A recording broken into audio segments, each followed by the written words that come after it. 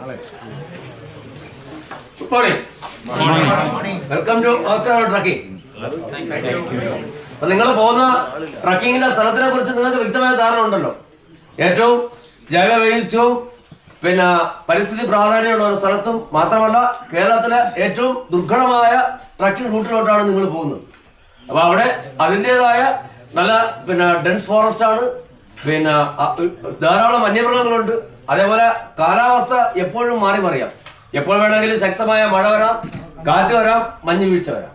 അപ്പൊ നമ്മൾ പോകുന്നത് നമ്മുടെ ട്രക്കിംഗ് ആണെങ്കിലും നമ്മുടെ സേഫ്റ്റി നമ്മൾ നോക്കി പോകണം. കാര്യം എന്ന് പറഞ്ഞാൽ പോകുന്ന മൊത്തം നല്ല വനമാണ്, ഡെൻസ് ഫോറസ്റ്റ് ആണ്. അതിനകത്ത് ഇഷ്ടംപോലെ വന്യമൃഗങ്ങളുണ്ട്. നമ്മൾ അവരുടെ ആവാസ സ്ഥലത്തേക്കാണ് നമ്മൾ കടന്നു കയറുന്നത്. നമ്മൾ അപ്പോൾ അതുകൊണ്ട് നമ്മുടെ സേഫ്റ്റി നോക്കുക.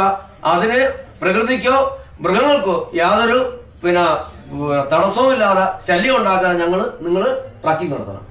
നിങ്ങൾക്ക് അതിനുവേണ്ടിയാണ് ഞങ്ങൾ ട്രൈബൽ പീപ്പിൾ ഉണ്ട്, ഇവിടുത്തെ ലോക്കൽ ആൾക്കാരുണ്ട്. അവരെ നമ്മൾ ഗൈഡായിട്ട് സെലക്ട് ചെയ്തിട്ടുണ്ട്.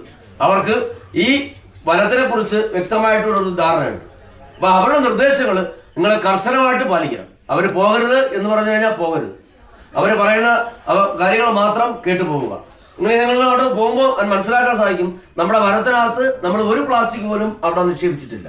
വളരെ ക്ലീൻ ആയിട്ടാണ് നമ്മളിവിടെ പിന്നെ സംരക്ഷിച്ചു വരുന്നത്. അതുകൊണ്ട് നിങ്ങൾ പോകുമ്പോൾ പ്ലാസ്റ്റിക്, ലഹരി പദാർത്ഥങ്ങൾ, പൂജാ സാധനങ്ങൾ, സോപ്പ്, ഷാമ്പു, പെർഫ്യൂംസ്, ഇത്രയും സാധനങ്ങൾ ഒരു സാധനം അങ്ങോട്ട് നമ്മൾ കടത്തി വിടുന്നതല്ല. ഉണ്ടെങ്കിൽ പരിശോധനയ്ക്കുമ്പോൾ അതെല്ലാം മാറ്റിക്കൊള്ളണം. അത്യാവശ്യം ഉണ്ടെങ്കിൽ ഒരു 4-5 പ്ലാസ്റ്റിക് ഒഴിവാക്കാൻ പറ്റാത്ത സാധനമാണെങ്കിൽ നിങ്ങൾക്ക് കൊണ്ടുപോകാൻ അനുവദിക്കും.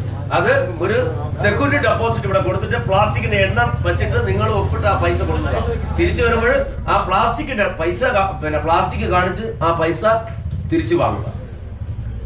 ഓക്കെ. പിന്നെ അത് മാത്രമല്ല, ഇന്ന് നിങ്ങൾ പോകുന്നു, നാളെ ഇറങ്ങണ്ടെന്ന് പറയരുത്. 3-ാമത്തെ ദിവസം മാത്രമേ ട്രക്കിങ്ങിന്റെ നമ്മളൊരു പാക്കേജ് വെച്ചിട്ടുണ്ട്, ഒരു സിസ്റ്റമാറ്റിക് ആയിട്ട്.